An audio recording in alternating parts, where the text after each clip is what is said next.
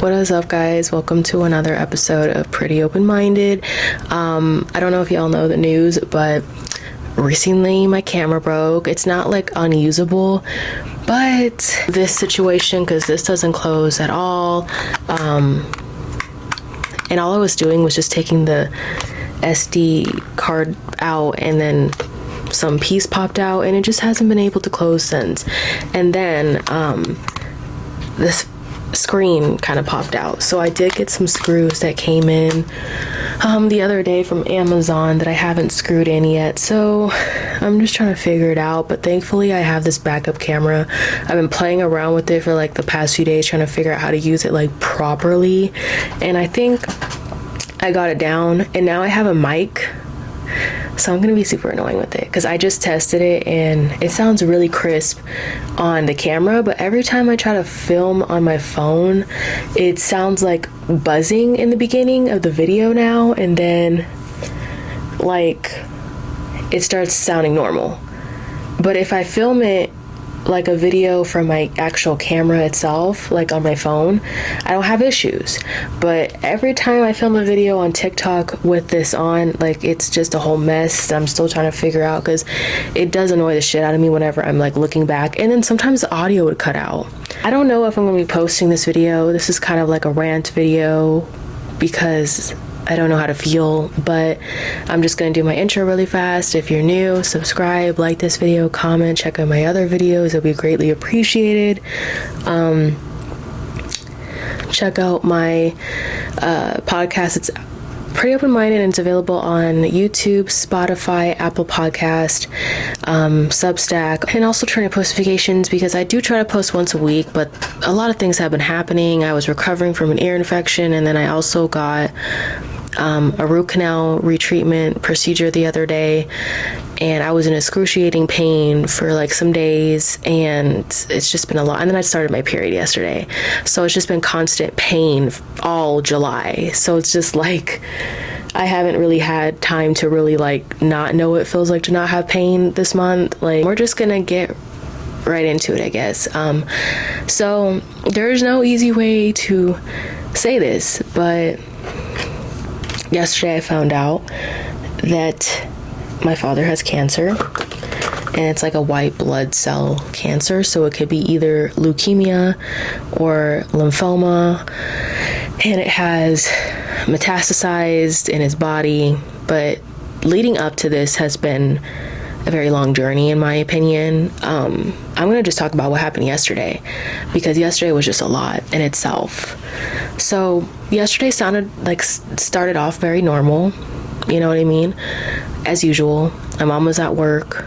I was just trying to kind of just chilling, because I'm currently on break right now, just chilling and doing my own thing, going to appointments, all that stuff.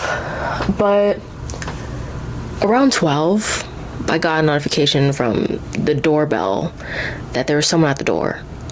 And I look at the person, I'm like, why the fuck is there a cop at my house? I'm thinking maybe they're looking for someone, because there has been like a cop that has come to my neighborhood, and they've come up to me and they'll be like, oh, have you seen so and so? And I'm like, oh, I haven't seen her in a few days, because it happened like last year to me, and I was the only one outside, and all I was doing was just like throwing out trash, and this cop was trying to look for this woman that lives by me. And he asked me like what car they drove, and I was like, oh, I don't know. I knew like what car it was, but I just didn't know what model it was. You know what I mean? She just kind of keeps to herself with her kids, so I just wasn't really like in her business like that. But it was a weird occurrence, I'm not gonna lie. But anyways, I told my mom about it, and she's like, oh, was it code enforcement? I'm like, no, it's an actual cop. And she's like, oh, that's weird.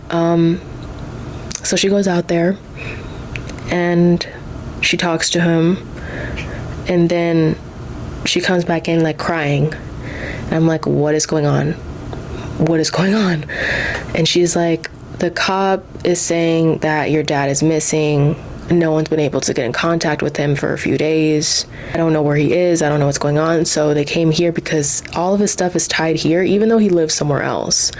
He didn't put any of his stuff, his bills, all that stuff tied to his apartment. So I was the only one that knew his address, where he actually lived, because no one knew where this man lived. Even his family didn't know where he lived. So it was weird. But she tells him like the little information she has about him. They ask him like, oh, like when's the last time y'all talked, this and the third, and she's like, oh, we haven't seen each other since May, because in May he was supposed to get like a dental procedure because he had like this infected tooth for very, very, very, very, very long time that he was just kind of putting off and putting off and putting off. And my mom was like getting on him a lot, even though they're divorced. She's like, you need to get that checked out because it looks bad. And his face has been swollen and droopy on this side. So my mom was like, you need to get that fixed. You know what I mean? Because that is concerning. It looks crazy, you know? So I forgot what he was supposed to get that day, but he ended up getting a biopsy taken that day. Oh, he was supposed to be put under, like for something. And he wasn't able to get put under because they needed a biopsy because they saw how advanced his condition was, but they didn't know what it was at first. Like, so they wanted to get a biopsy. And, you know, it's July, almost the end of July. And we never heard anything from my dad since that day. Like, I would think that he would tell my mom, like, what's up, what was the results, but he never ended up telling us. So that was weird. I'm not gonna lie, that was very alarming. I don't know how long he's had that tooth issue for, but it feels like forever. But on the health standpoint, he's been getting biopsies, but like they would get it on the wrong side, so they wouldn't really get anything out of it, and it would come out clear. They'll be like, oh, you're healthy. But his face would just be growing and growing and growing, and he just didn't know why. He just was like, well, they're saying I'm healthy. I guess I'm healthy. No. Every time I saw him, he looked different. Like his weight would be fluctuating. Like, and when they got divorced, you know, he said he started working out again, and then he started losing weight. So I'm like, okay, like he's fine. But the lump on his face, that needs to be addressed. And every time we would talk, I would always stare at it because I'm just like, this looks like my father, but it just doesn't, you know? So, yeah, anyways, but I think part of him was scared to go to the dentist. That's why he would try to drag my mom or me over there. So my mom ended up going. But yesterday was a lot. The cop took down information, and around like maybe 2-3 p.m. I was chilling with my dog. I was about to take a nap, and all of a sudden I hear what sounded like someone just busted through my house, like a bunch of grown men talking and busting through my house. I'm thinking it's the TV because it is playing, but it was playing jazz music. So I'm like, that can't be right. That's not my show. It sounds like real life, like someone just busted through my house. I jump up, and I see a bunch of men talking to my mom because she got to the door before I did. So they're asking more questions about my dad, and they're like, what's going on with your dad? We're trying to look for him, this, that, and the third. This is the address that it pulls up when it comes to yada, yada, yada. And we keep telling him, even the cop, when he came, he searched the house. He searched all the rooms. And even though we told him that he does not live here anymore, he still searched the rooms, probably for protocol. We don't know much about his whereabouts because we don't talk to him, you know? So, the last time I talked to him, it's been some months. I don't really talk to him, honestly. We have these long gaps of not talking. So there's that. But I know the last time we talked, it was very short. It's always like, I don't remember why, but like it's been short. But it was like a lieutenant, firefighter, all that stuff. They came, there was like 3 men at the door, and they were like, oh, we came in because the door was unlocked. Normally it's locked, but I guess it didn't lock this time. But they came in and they were kind of like joking around about it, and I'm just like, okay, like, well, I don't know what's so funny. I don't think it's funny, but I was truthfully petrified because my dog popped up and I popped up, and I was just like, I don't know what these voices are, and they're loud, and it's just them. And they were kind of just leaving it up to the cops to figure it out, because there was like wellness checks on him, because my uncle sent out some wellness checks, and then his friend that lives in Florida was sending out wellness checks. So they ended up just coming here a lot because the address, nobody knew where he lived but me. So for some reason, I kept the message where he put his address, gave me his address, where like basically telling me, hey, my brother, like, if you want to come over, like, you can, this and the third. And I believe I still have the key to his apartment. So there's that. But I think that helped a lot with the situation, because like I said, nobody knew where he was. His phone was off. Nobody was getting in contact with him, and everyone was kind of like freaking out with each other. And then after the firefighters came, I was like, maybe I should reach out to my uncle, who I haven't talked to in a really long time. I know for a fact that they talk to each other a lot, so I'm like, he knows probably more information, because we're kind of like not understand what's going on. We just know that he's not being in contact with, and nobody's been able to talk to him for at least 3 days. So I looked at my phone, I see this long voicemail from my uncle. My mom was giving me phone numbers, because this is before I found his actual number, but I looked it up, I called the person, and it was like this Jamaican dude in Florida. So I'm like, oh, this gotta be my dad's side of the family, you know what I mean? Because they're Jamaican. So I'm like, I hear this Jamaican accent, this gotta be him, right? But it doesn't sound like my uncle, because my uncle sounds like my dad, and my dad doesn't sound Jamaican. They don't sound Jamaican. They sound like they're from Florida, you know? They sound very like, I don't know, they're from New York, but they sound kind of valley, you know? So I hear this guy being like, hello? And I'm like, hello, is this so-and-so? He's like, no, I'm Clitoris. And I'm just like, Clitoris? You mean Clovis? And then he's like, no, I'm Clitoris. And I'm like, okay. Oh, I think I got the wrong number. I'm sorry. And he's like, okay. And then he like hangs up. And I'm like, okay, like at least he was nice about it. But I tell my mom, like, you gave me the wrong number, and it's a totally different Jamaican guy. So I was just like, okay. Then I go to my phone, and I see this long voicemail from my uncle talking about, like, I don't know where my dad is. Basically, I need to call him back, this and the third. So I call him back, and I was just thinking I was being pranked, bro. I thought I was being pranked, because I'm just like, he's a narcissist. He likes attention. This gotta be, like, what is it? Like, what is it? Like, what could it be? Like, did a girl break his heart again? What the fuck is it? So he's like, hey, is this da-da-da? And I'm like, yes, this is her. And he's like, I hope you're sitting down for this, because it's like bad. And I'm like, bad? What the fuck? What's bad? What do you mean? What is bad? And he's like, there's no easy way to say this, but I haven't been able to get in contact with your father. And I know you guys don't talk. I know you guys don't have a close relationship. But I just found out that he has cancer, and it has metastasized, and he was supposed to be starting treatment.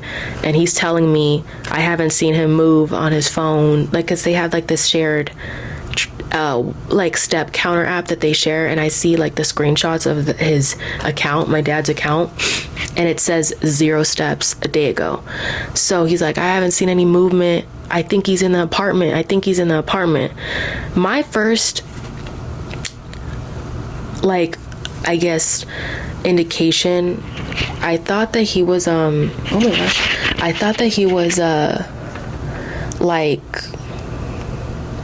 because the last thing I heard, that was like, oh, he's going through something, and then he just went ghost. So I'm thinking he probably went to a 72-hour hold, you know what I mean? So I'm like, okay, like, it's not that big of a deal, like, you know, that's probably why he's not on his phone. But then, as my uncle was telling me, about what is going on with my father, it kind of made a lot of sense, and it was kind of like putting all the pieces together, and it was kind of like oh wow, okay, this makes sense. And basically he was saying that like he's been losing a lot of weight. He lost like 30 pounds, and he's telling me his exact weight, and I'm like, wow, he knows everything about this man. Like, I wouldn't even know. And he said, oh, he's been feeling weak, and you thought it was like the normal dentist issue. No, like he went to oncologist and they told him that he had cancer, like a white blood cell cancer. And I'm like, I had this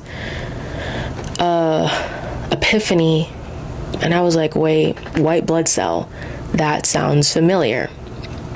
I remembered that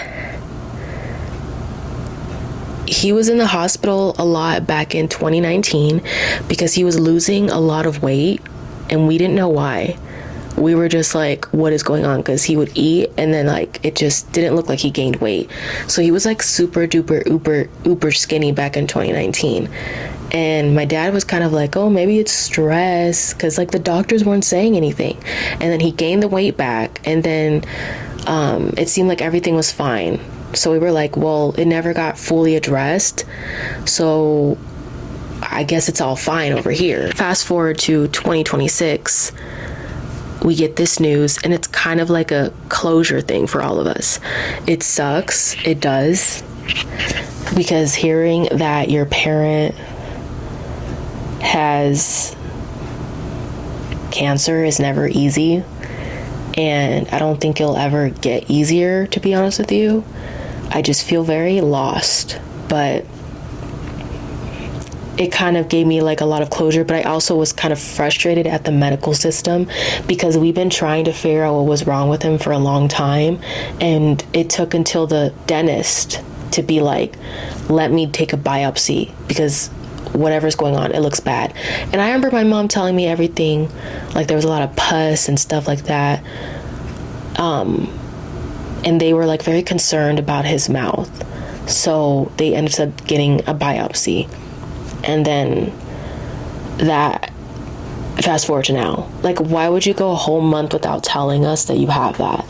And a part of me is like, it kind of makes sense because we don't talk to him, but I feel like he would have tried to make a way to talk to all of us, since he's kind of like, you know, weird.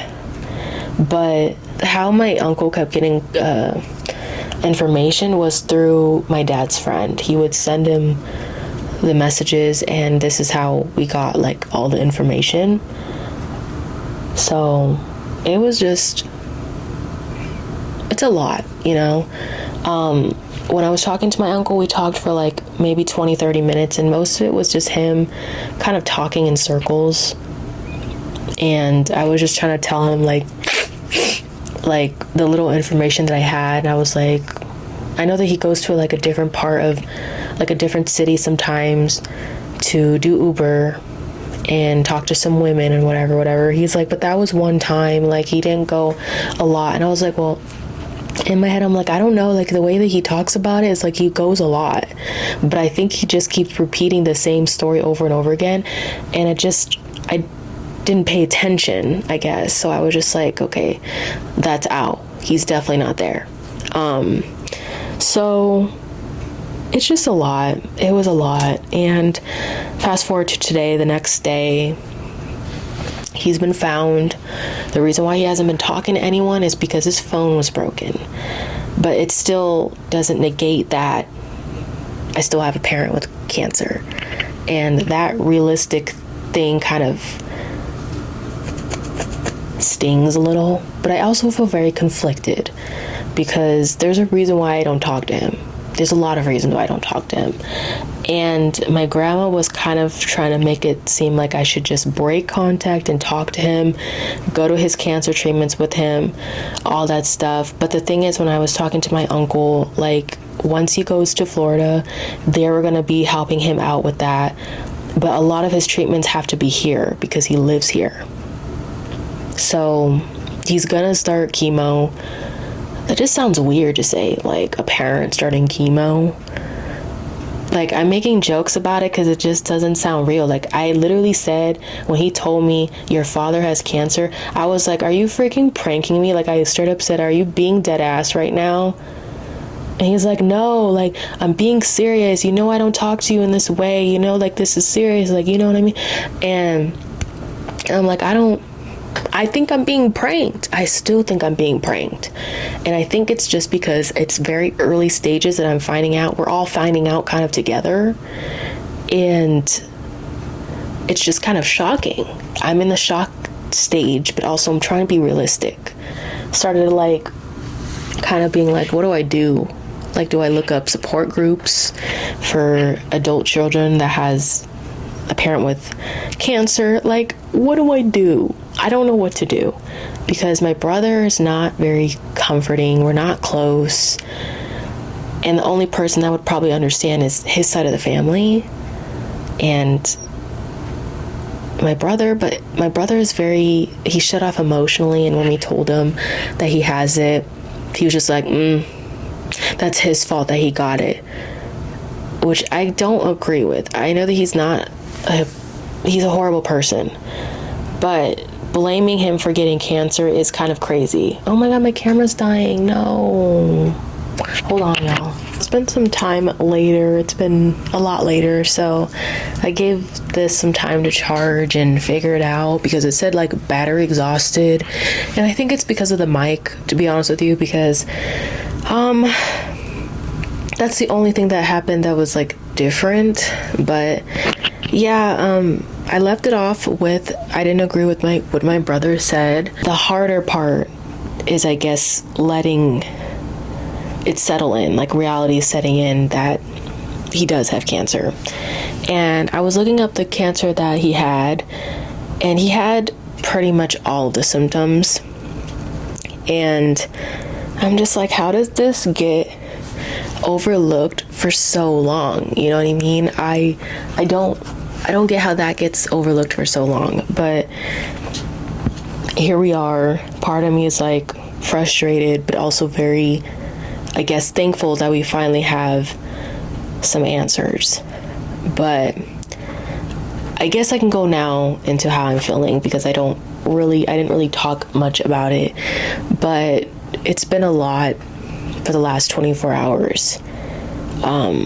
It's still kind of hard. I did cry a little bit because it's never easy to hear that one of your parents has cancer. And even when I say it out loud, it doesn't sound real, you know? And since he's, to me, young, like my parents are in their late 40s, it just makes it kind of a little bit unsettling, you know? But yeah, it's a lot of mixed emotions because, like I said, I went no contact with him when he moved out, and I just been kind of doing my own thing. He will do these random pop-ups, and you kind of know when he's gonna do it because it's like birthdays or something like that, or just randomly. So I'm just like kind of always preparing for that. But I think I've come to terms with, I think I've been mourning the relationship for a long time. Even though he's alive, you can still mourn someone. This is way before I even knew about this diagnosis. I've been mourning it for a long time. I mourned that I'll never have a healthy dad and daughter dynamic that I've always wanted. I am mourning that even though he was physically present my whole life, he never was emotionally present when I did need him. I was mourning that the expectations, I was letting go of the expectations I had in the past, that I was like, oh, he's gonna change. Because even when he was moving out, I had this hope that he was gonna change again, and I even talked to him about it. I was like, I don't know if you remember this, but when we were little, I remember he used to take us to baseball games and take us out, and was very present when you and mom were separated when we were little. And he's like, yeah, I remember I would be more present. And then like I gave it some time, and then I realized like this is not what I wanted at all. He just kind of forgot and just kind of like vanished, just kind of would hang around for his own selfish needs. And he told me time and time again, like, I should have never waited until you became an adult to be present in your life. And I'm like, you're not even present now. Like, you know what I mean? I don't know. I've always been very close to my mom, even when my parents were still married. It's always been like that. But my dad made my life, I'm just speaking for myself right now, he made my life very miserable. Very miserable. Very miserable. Like, there was hardly ever any happy moments with him. A lot of it was traumatizing. A lot of it was trauma. And the fact that he's been physically present in my life for the majority of my life, and I have little to no good memories with him, that is alarming to judge. Who am I to judge? But I go back and forth, and I sometimes think about it, and I'm like, I go back and I'm mourning. Like, I go through all the stages of grief before all this shit happened. I have anger, I have sadness, I have relief, and that's when the therapy comes into play, because the trauma that I have with him runs very deep. It runs very deep. So I have to constantly, like, if I have a trigger or if he randomly pops up, I have to, like, talk about it in therapy because it will bother me. And I think it helps a lot having someone to talk to, because, like, for the longest time I kind of kept this stuff to myself because people didn't understand for a long time, like, and people still don't understand. And that's okay. I don't expect people to understand, but I just wish people were a little bit more sympathetic about our situation. I don't feel like it's that hard to be nice and kind. I'm not telling you to pick sides, but just be realistic and but he's a very emotionally draining person. And when I heard about this news and my uncle was like frantic to me on the phone, it kind of felt like he wanted me to go over there. He didn't like outright say it, but he just kind of was like, if you know anything, let me know. And I know that my grandma was kind of expecting me and my brother to do something, but I just can't. I can't, in good conscience, like, I can't be around him. Like, yes, this is a very scary situation, but I'm also still trying to protect my peace, and I feel like people should respect that, because at the end of the day, he's still not a good person. Yes, he has a cancer diagnosis, but that doesn't negate the fact that he's still not a shitty person. Like, he's still a shitty person deep down. This is just something that he's gonna have to live with and deal with for however long he has to deal with this cancer thing. But yeah, it's just been a lot. Like, I don't know how to feel. And it's crazy because I had this really bad urge yesterday when I found out. Like, I was like, oh, maybe I should text my ex-boyfriend, because I wanted something familiar, and I didn't want to really, I don't know, I just wanted someone to hear me. And I was so close. And the last time we talked was like Mother's Day this year. And the last time we talked, it wasn't very productive. It was very frustrating and a little annoying. But I just was not even thinking about that in the moment. I was just like, I want something familiar, But I'm so glad that I didn't send that text, because like sometimes I feel like he reaches out for a lot of weird reasons. I think he reaches out to me because, for one, he misses me, and for two, probably for an ego boost, if I'm being for real, and for three, he's probably expecting me to act how I used to act in the past, where I would be like, you know, even when we were first broken up, like I would be all over him and be calling him babe and all that stuff. And I think he was expecting that this time, but I didn't entertain that at all. And I think that's like why he kind of like backed away, because he was just like, oh, she's not really like feeling me anymore like that, you know. But time has passed, a lot of time has passed, and with a lot of time comes with a lot of growth. And if you give me a lot of time to not think about you in that way, I'm gonna just focus on myself. That's just kind of how it is. I spent a lot of time in therapy, and I've been in and out of therapy since I was 17 years old. So it's like, it's incorporated into my life now, and I hope it always is, but it's just, you know, a lot. But I'm just so glad I didn't text him, because I don't think it would have been productive. I don't think I would have wanted the outcome that I wanted. And I think it would have made the situation a little bit messier. I'm 25 years old, and I shouldn't have to be thinking about this type of stuff. I thought I would have to be thinking about this stuff later down the line, when I'm like in my 40s, 50s, where I have to worry about burying my parents. But now I have to be really realistic with myself.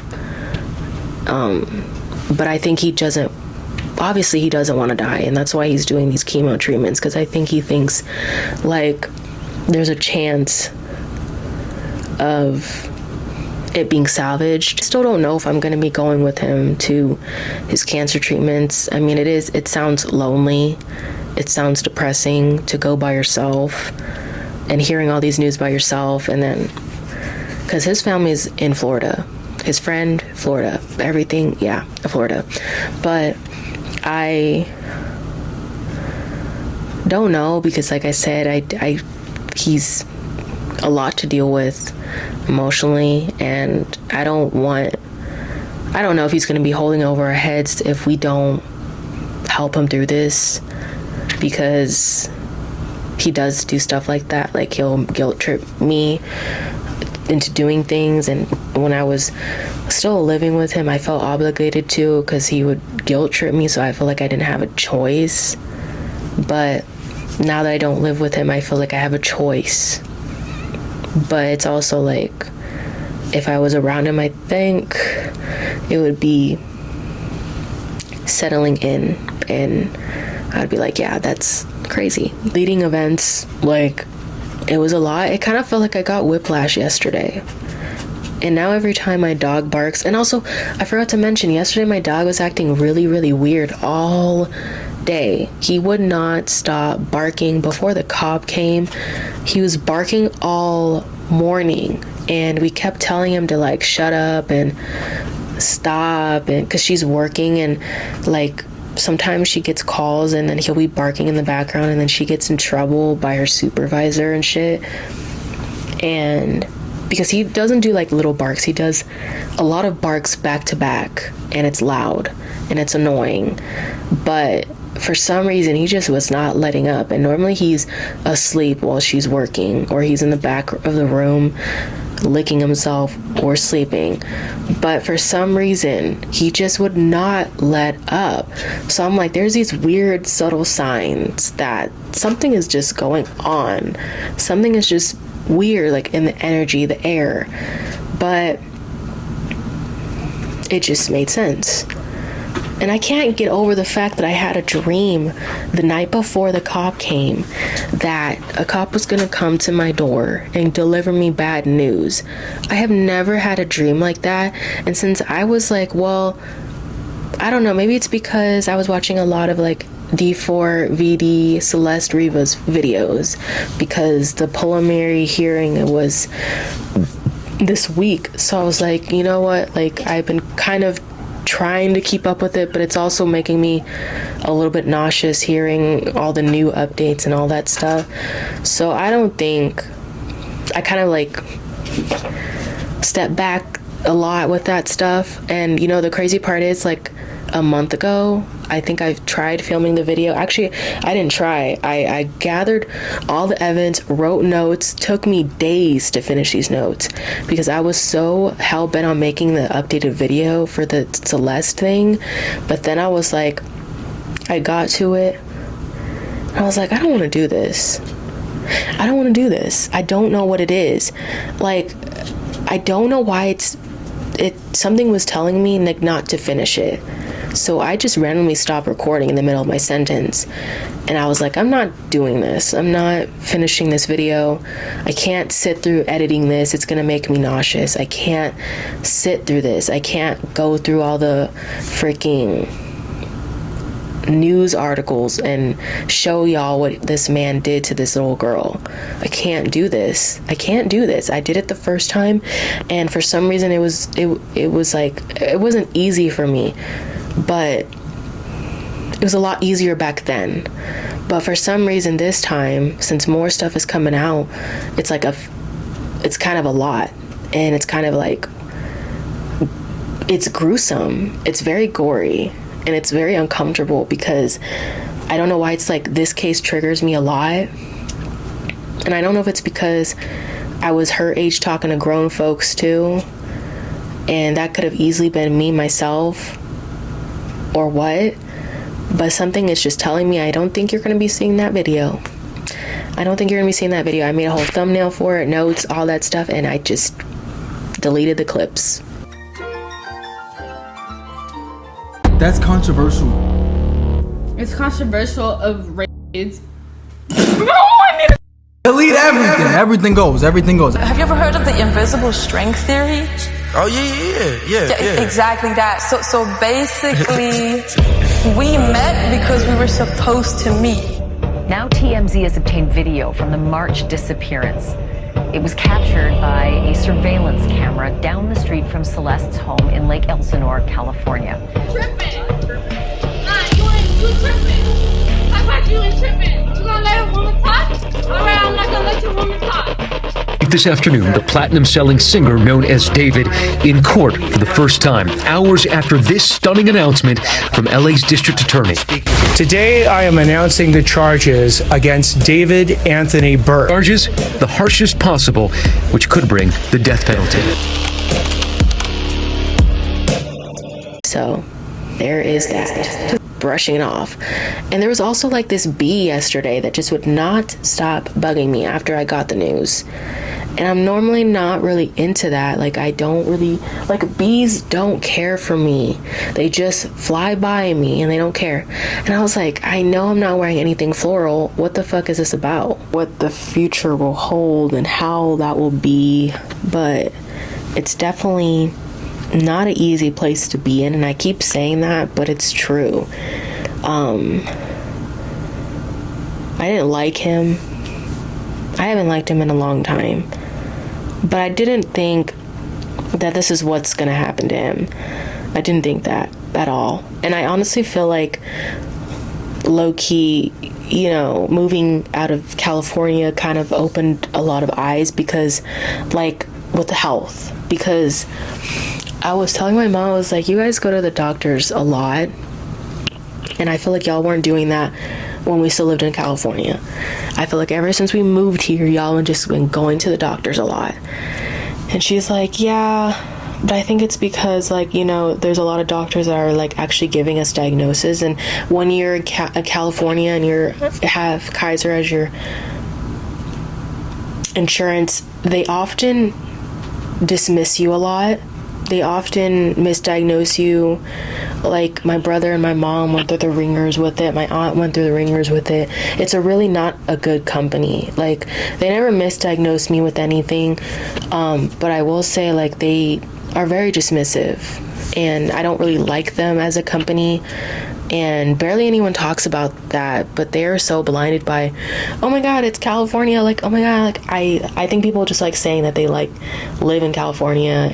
But it's spitting you out and treating you like dirt. Like, the people there, the companies there, they will treat you like absolute shit. So have to be realistic with yourself.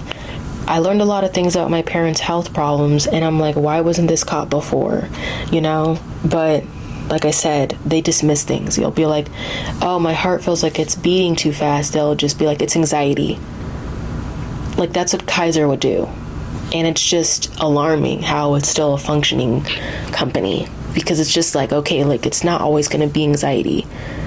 It's got to be something else. I think I would ever make this video. I didn't think that I would ever sit down and make this type of video. I was actually supposed to be getting ready to make another video, like a different type of video about meta glasses, and I'm still gonna make that video, don't worry. But like I said, I've been recovering a lot and dealing with my own personal health problems, and my period has been kicking my ass all day. Like, right now, I'm having cramps. I think I'm gonna end the video here. I've been talking for a very long time. The sun is kind of going down, but I hope that you guys enjoyed this video. I don't know how you can enjoy this video, but hopefully it resonates with someone. I wanted this to be a little personal video because I don't really make them anymore. I think because I just don't really have a lot going on to talk about. Yeah, I don't really think I have a lot to talk about, and sometimes, like, if I do have something going on, I try to make it like a short video, so it's probably like in my shorts button where my shorts are. So if I don't feel like making a long video, or I feel like it doesn't need a long video, if that makes sense, because I know when I can make a long video out of something. It's just, I think you have to be a content creator to understand what I'm talking about. But yeah, that's why I don't really make a lot of that type of content, like a lot of like long content, because of that. But hopefully I'll see you guys next week with another video, and let me know your thoughts, tips, all that stuff. That would be greatly appreciated, and I'll see you guys next time with another video. Bye, guys.